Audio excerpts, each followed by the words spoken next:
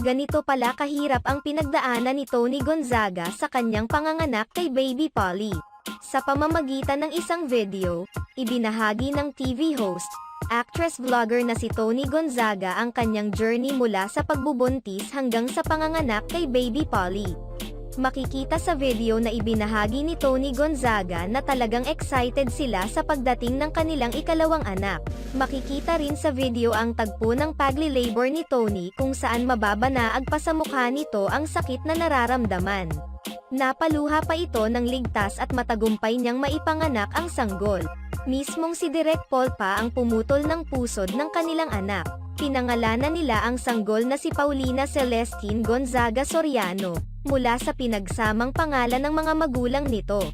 You are the greatest reward I've ever held in my arms.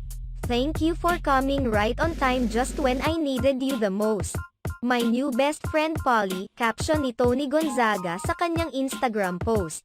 Taliwas sa pagiging pribado noong nagbubuntis pa lamang si Tony Gonzaga, agad nilang ipinasilip sa kanilang mga fans ang napaka-cute na mukha ni Baby Polly. Very touching and heartwarming video teen, made me cry. So happy for you and Paul, Polly is perfect, can't wait to meet her soon.